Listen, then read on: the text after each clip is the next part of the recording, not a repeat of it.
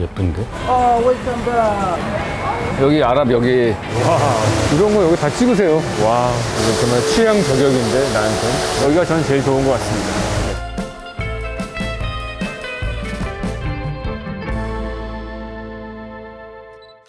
네, 저희는 지금 마리나베이 센즈에 있는 옥상에 있는 인피니티 풀에 와 있는데요.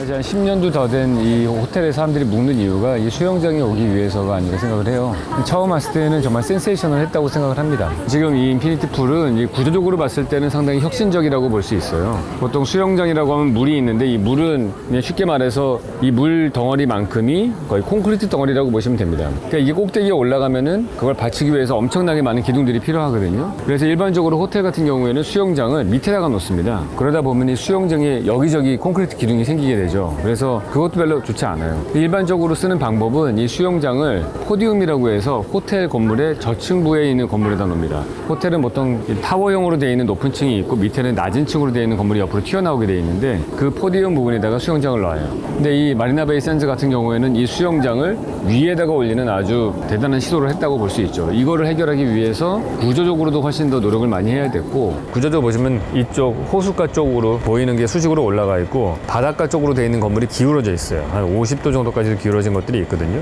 그러면은 이 기울어진 건물이 얘를 누를 거 아니에요. 이게 쓰러지면서 처음에는 안정적으로 보이다가 몇 년 지나면 이게 완전히 쓰러질 수가 있거든요. 그러니까 이 구조 엔지니어의 챌린지는 뭐였냐면은 이 건물이 수직으로 서 있기도 하지만은 얘가 어떻게 해서든지 스스로 서 있게 만드는 게 힘든 거예요. 그래서 이 사람들이 혁신적인 걸 생각해냅니다. 케이블을 달아서 얘를 당기는 거예요. 어려운 말로 포스트 텐션이라고 하는 거예요. 이거를 앞쪽에서 당기면은 얘가 이렇게 쓰러지려고 하는 걸 이렇게 줄을 당기면 쓸 거 아니에요. 그런 다음에 그 당겨진 줄이 밑에 땅에 앵커로 박히는 겁니다. 그래서 엄청나게 그 강한 케이블로 그런 것들을 잡아주고 있는 거예요. 그래서 그것만으로 얘가 다 서 있을 수는 없으니까 어쨌든 얘하고도 연결을 해줘야 되거든요. 그래서 10몇 층 정도쯤이니까 거기 가면 이게 두 개가 만나게 돼 있어요. 이 만나는 포인트에도 엄청난 트러스가 걸려 있습니다. 그래서 이 구조체와 이 구조체를 딱 연결해주는, 그 다음부터 위로 올라가는 건 오히려 쉽죠. 그 위에 이 방향으로 배를 얹어 놓는 거죠. 당시로서는 사실은 상상하기 힘들었던 그런 시도라고 볼 수 있을 것 같아요. 근데 올라온 다음에도 끝나는 게 아니고 여기 이게 수영장이 옥상에 올라오는 건 여기저기나 다 할 수 있죠. 근데 이게 특별한 거는 저쪽에 보이시는 저 많은 그 싱가포르의 스카이라인을 즐길 수 있기 때문이라고 생각을 해요. 그리고 그걸 만들기 위해서 이 건축가는 어디에다 신경을 많이 썼냐 하면은 이 경계 부분에다 신경을 많이 씁니다. 보통 일반적으로 우리나라의 그 모든 공공시설물의 난간은 1.2m로 되어 있거든요. 근데 1.2m 정도 높이의 난간이 여기 있다고 한번 생각을 해보세요. 그러면 이쪽에 있는 스카이라인이 이렇게 예뻐 보이지는 않을 거라고요. 그래서 건축가는 이 문제를 해결하기 위해서 경계 부분의 물은 계속 넘쳐서 바깥으로 떨어지게 하고요. 실질적인 난간은 그 물이 떨어진 다음에 밑으로 한참 내려가서 거기서 난간이 서게 하는 겁니다. 그러니까 이곳에서 봤을 때는 난간이 안 보이게끔 법규를 교묘하게 회피를 해서 지금 보시는 것 같은 수영장을 만들 수 있었다고 보면 됩니다. 인피니티 풀은 진짜 대담한 시도였다, 저는 그렇게 생각을 해요. 건축가들이 보통 이 수영장이라는 걸 만들 때 웬만해서는 잘 위에다가 안 만들어요. 저는 수영장을 2번 정도 설계를 해봤는데 하나는 지면에 있고 하나는 꼭대기층에 있어요. 그거 할 때에도 사실은 구조적으로 좀 부담스러운 거거든요. 저희가 두 번째 거는 그렇게 했던 이유가 옆에 호수가 있는데 호수를 보면서 인피니티 풀처럼 이렇게 좀 수영을 하라, 그런 컨셉인데 이거는 몇십 층 위에 있는 거잖아요. 그것도 엄청나게 긴 100m도 넘는, 그러니까 그런 큰 수영장을 그 위에다가 띄우겠다, 그 개념 자체가 되게 대담했다라고 생각이 들고, 그거를 실현했다는 게 더 대단한 거죠. 우리나라에 만약에 저런 안을 갖고서 웬만한 건축주를 만나서 설명을 하면은 진짜 비웃었을 거예요, 아마. 너 이 공사비가 얼마나 드는지 아니? 너 이런 거 지은 선진국 성공사례 하나 갖고 와봐, 이런 얘기 분명히 했을 거예요. 우리나라 되게 웃기잖아요. 맨날 창의적이고 새로운 거 갖고 오라고 해. 그 창의적이고 새로운 거 갖고 가잖아요? 그럼 선진국 성공사례냐고 물어봐. 이거 시도해본 적 있어? 그럼 나보고 그 위험을 감수하라는 거냐? 이딴 소리 한다고. 그러니까 우리나라의 그 혁신이 안 나오는 거야. 웃기는 것들이야, 제가 볼 때는. 그리고 그거를 저걸 실행을 했다는 게 정말 놀라운 거죠. 그러니까 지금은 뭐 개나 소나 다 옥상에 어마어마한 수영장 지으려고 난리잖아요. 하다못해 우리나라 아파트도 재건축할 때 이제 수영장 옥상에다 올린다고. 우리나라 날씨에 맞지도 않아요. 옥상 야외 수영장 1년에 몇 달이나 쓰겠습니까? 그걸 하겠다고 하는 게 그게 다 이 마리나베이 샌즈의 그 옆한 거예요, 사실은. 꼭 남들이 하고 나면 뒷북을 치지, 우리나라가. 얘네들은 그거를 맨 처음 실행했다는 게 정말 나는 박수를 치고 싶어요.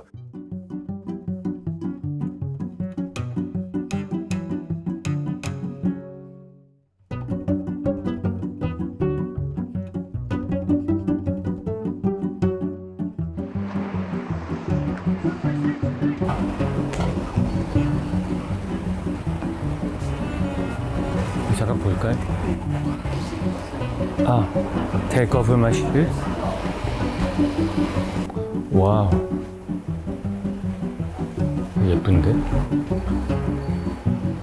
How much is this? This one is 1,500. 1500. Okay. Okay. Thank you so much. Yeah.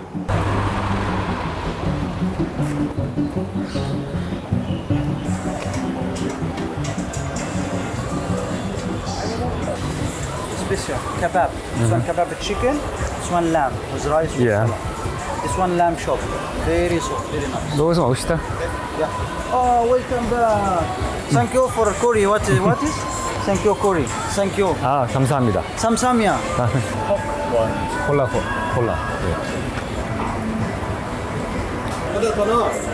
네. Thank you.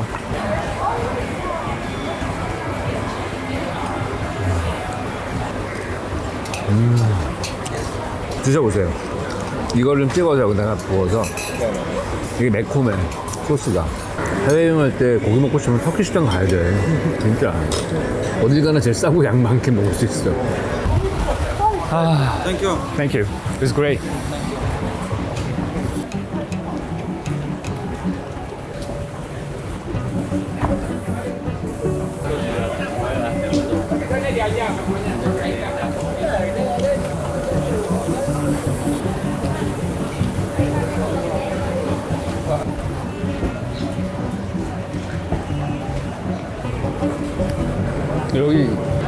여긴 서비스 도로잖아요. 그래서 여기서 이 양쪽 집에 부엌으로 서플라이 같은 거 다 하고, 그 다음에 그 옆에 칸이 사람들이 앉는 그런 곳이 나눠져 있는 거지. 사실은 우리나라 이면도로 같은 경우도 이렇게 된 경우들이 많은데, 우리나라는 이런 데가 먹자골목으로 되잖아요. 그 이유가 필지가 여기 보시면은 여기서부터 저 앞에 우리 밥 먹었던 스트리트까지가 하나의 필지로 돼 있거든. 그럼 여기가 이제 뒷골목이 되는 건데, 우리나라는 예를 들어서 큰 빌딩들이 테헤란에 있으면은 이면도로가 있고 주차장을 들어가잖아요. 그 다음에 이쪽에 또 건물이 서고 이쪽으로 입구가 나오니까 이런 데가 이런 서비스 도로가 아니고 사람들이 다니는 도로로 바뀌는 거죠. 그래서 도시를 만들 때 제일 중요한 그 변수가 필지 라인을 어떻게 나누냐예요.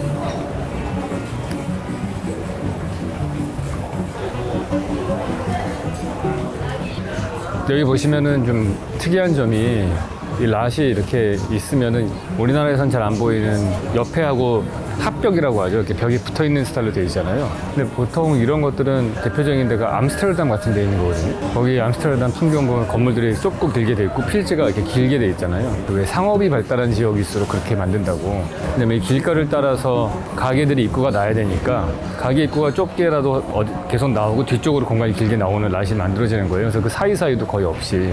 그러니까 암스테르담 파사드하고 얘하고 비교를 해보면 딱 차이점은 하나밖에 없어요. 제가 볼 때 처마가 조금 더 길게 나왔다는 거. 여기는 암스테르담보다는 비가 많이 내리는 지역이니까 살짝 튀어나오고, 그러다 보니까 처마 끝에서 물바질 홈통을 만들어서 이제 사이사이로 내려오는 정도가 차이점이고, 그래서 네덜란드 사람들 이런 사람들이 동남아시아에 진출을 계속 하면서 이런 것들이 영향을 받은 것 같아요. 물론 이런 식의 스타일은 뭐 교토에도 나오고 아시아에서도 약간은 상업이 발달한 지역에서 그런 데가 나옵니다. 그게 이 옛날 올드 디스트릭트에서 보이는 특징인 것 같아요.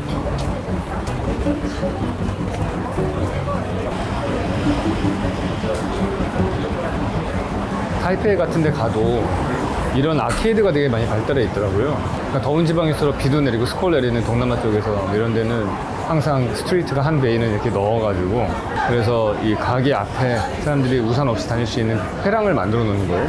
물론 이런 회랑들은 전 세계 어디든지 다 있긴 한데 뭐 여기저기 보여요. 또 이태리에서도 보이고 하는데, 특이하게 도심에 이렇게 대대적으로 이런 회랑을 만든 거는 다 더운 지방에서 많이 하는 것 같아요.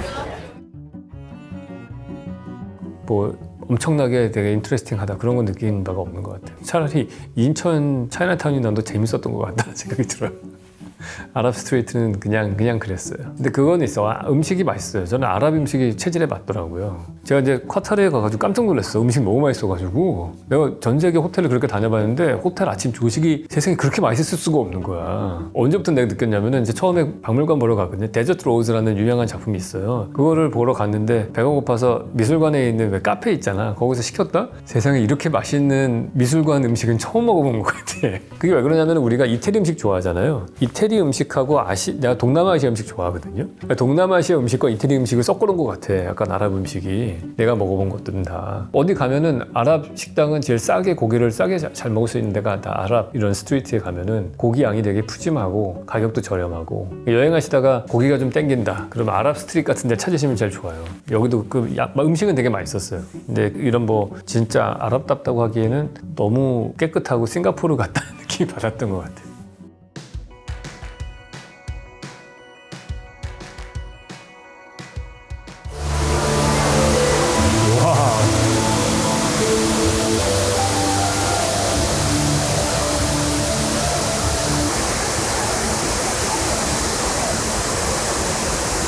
여기 한층 내려가 봤으면 좋겠어요.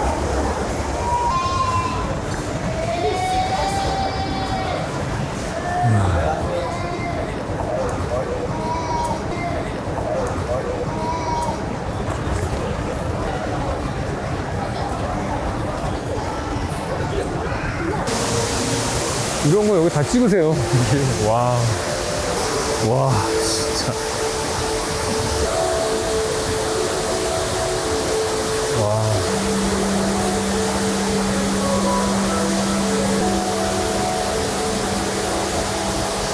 네, 저희 있는 곳이 여기가 그 창의 에어포트에 있는 쇼핑몰 같은 데인데요. 제가 가본 쇼핑센터 중에서 제일 멋있는 것 같습니다. 근데 여기가 스펙타클한 거는 이 공간이 들어왔을 때 물소리가 나거든요. 그 물이 이렇게 떨어지면서 내는 소리와 그 공간이 드는 느낌이 너무 특별합니다. 그래서 음악도 되게 좋고요. 근데 재미난 거는 이 공간에서 안쪽으로 들어가면 쇼핑센터들과 그런 가게들이 있는데 그걸 들어가면은 이 공간의 소리가 안 들려요 또. 흥미로운 거는 물이 떨어진 다음에 밑에서 아크릴로 받아주고 있는 데가 있는데요. 지하 1층, 2층으로 내려가면은 그 물이 타고 흘러내리는 벽만 나오고 소리가 하나도 안 들리거든요. 그러니까 같은 물인데 여기는 사운드가 있고 밑에는 사운드가 없고 비주얼만 있는 상태예요. 그래서 속도감은 똑같이 느껴집니다. 물이 흘러내리는 속도감은 느껴지는데 소리가 없다라는 거가 또 얼마나 공간에 큰 영향을 주는가를 비교해 볼 수 있어요. 그러니까 이 가운데 이걸 중심으로 해가지고 층들이 쭉 나눠져 있는데 그 매 층마다 모든 단면이 다 다르고요. 그 다음에 지상층과 지하층은 소리가 있냐 없냐로 또 달라지는 거죠. 그래서 체험을 하면서 계속 이 공간을 찾아 나가면서 이 공간들을 보는데 그게 전혀 지루하지가 않고 너무 좋은 것 같습니다. 싱가포르에서 이번에 여행해서 사실 여기가 저는 제일 좋은 것 같습니다. 네.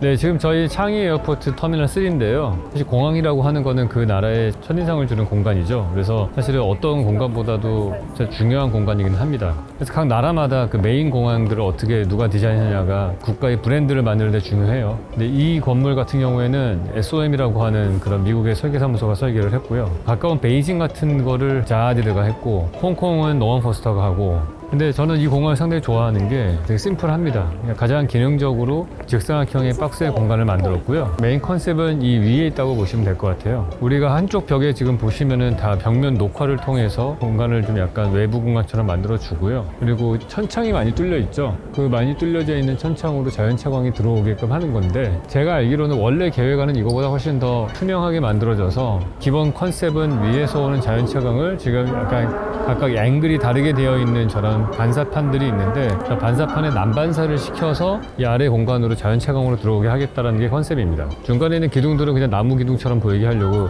브라운색으로 이렇게 싼 거고요. 이 빛의 효과는 나무 그늘 밑에 들어갔을 때의 그 느낌을 연출하려고 했던 것 같아요. 나무 밑에 가서 나무 그 가지를 이렇게 바라보고 있으면은 이파리들이 다 각기 다른 앵글로 바람에 흔들리고 있고, 그거에 반사되면서 햇빛이 난반사돼서 이렇게 들어오지 않습니까? 약간 그런 효과를 연출하려고 만들었다, 그렇게 보시면 될 것 같아요. 그러니까 이 건물에서 우리가 배워야 되는 거는 이 건축물의 지붕이라고 하는 거가 얼마나 중요한가를 우리가 느끼는데, 제일 중요한 게 뭐냐면은 비를 피하는 거죠. 두 번째는 어떻게 하면은 친환경적으로 자연채광을 이용해서 빛이 이 큰 대형 공간으로 들어오게 할 것이냐, 이런 것들이 이슈가 되는데, 그 중에 하나의 좋은 샘플이라고 저는 생각을 합니다. 그리고 이렇게 해서 떨어진 빛이 보통 공항이라고 하면은 2층에 디파처가 있고요, 아래층에 도착하는 레이어가 있죠. 그래서 두 개 층으로 나눠져 있는데, 보시는 것처럼 오른쪽이 뻥 뚫려 있습니다.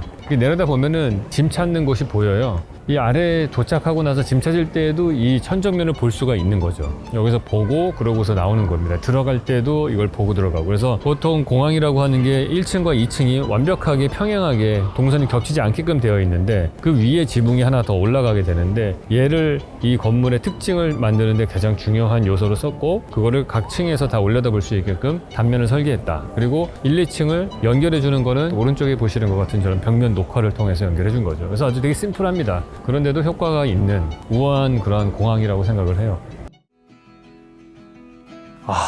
진짜 뭐 마리나 베이 샌즈나 이런 데는 뭐 다 가봤던 데고 뭐 웬만한 것들은 다 알았는데 창의공항은 사진으로 이렇게 신문 같은 데서 봤거든요. 근데 확실히 건축에서 제일 중요한 거는 스케일인 것 같아요. 베트남 메모리얼 할 때도 얘기했잖아요. 경외감을 들게 만드는 게 스케일, 사이즈 큰 거가 주는 것들. 근데 그 이유가 그걸 경외감을 느끼지 못하면은 걔는 죽었을 거라는 거예요. 왜냐면 우리가 맘모스 사냥하러 갔어. 근데 그런 거대한 동물을 봤을 때 두렵고 떨리는 마음이 안 생기면은 걔는 겁 상실하고서 있다가 걔는 죽었겠지. 그러니까 우리는 다 그때 도망간 사람들의 후예잖아요. 그래서 기본적으로 큰 거를 봤을 때 경외감이 드는 그런 유전적 본능이 있는 거죠. 그러니까 창의공항도 마찬가지로 뭐 물 떨어지고 할 때 우리 왜 마리나베이 샌즈에 가도 그 물 떨어지는 분수 있잖아요. 난 그 정도를 생각한 거야, 스케일을. 있는 거 뭐하러 여기 또 만들었지 했는데 그거 곱하기 100. 그 정도의 스케일인 거지. 그래가지고 세상에 무슨 폭포를 안에 빌딩 안에다 만들어 놓은 거잖아요. 저 어떤 느낌이 들었냐 하면은 우리가 자연 경관에 이렇게 가잖아요. 나야가라 같은 데 가거나 이구아수 폭포 이런 걸 보시면은 쫙 절벽들이 있고 그 사이로 이렇게 물이 떨어지잖아요. 그게 우리가 보는 자연의 풍경이잖아요. 근데 이거를 분리시켜서 딱 갔더니 주변에 산이 쫙 이렇게 둘러싸고 있고 물은 공중에서 떨어지는 거잖아. 그러니까 이거 어디에도 없는 단어의 의미 하나하나는 폭포나 숲은 익숙한 건데 그거의 조합이 다른 거야. 이 공항은. 가서 보면은 실내 공간인데 풍경은 야외의 풍경이고 스케일로 엄청 크고 그리고 그 소리가 폭포수 소리도 저는 되게 좋았는데 나는 그것보다 더 좋은 게 그 주변 배경 음악 있잖아요. 이 사람들이 배경 음악으로 깔아놓은 것 그리고 막 보라색 같은 약간 초현실적인 색깔에 있는 조명 뭐 이런 것들이 와 약간 제가 진짜 좋아하는 그 만화 영화 천공의 성 라퓨타 같은 느낌이었던 것 같아요. 그게 정말 되게 특이한 것이었다 생각이 듭니다. 네, 저희 첫 번째 해외 답사를 저희 싱가포르로 했어요. 이유는 딴 게 아닙니다. 싸서 그런 거예요. 왜냐면 우린 스폰이 없거든요. 그래서 우리 빨리 광고도 좀 들어오고 비행기표 비싼 데로도 좀 갔으면 좋겠습니다. 일단 1차적으로 저희가 내년 1월에는 추운 겨울에 저희는 따뜻한 텍사스에 가서 루이스 칸이 설계한 캠벨 아트 뮤지엄을 볼 생각을 하고 있습니다. 기대 많이 해주시고요. 오늘 이걸로 마치도록 하겠습니다.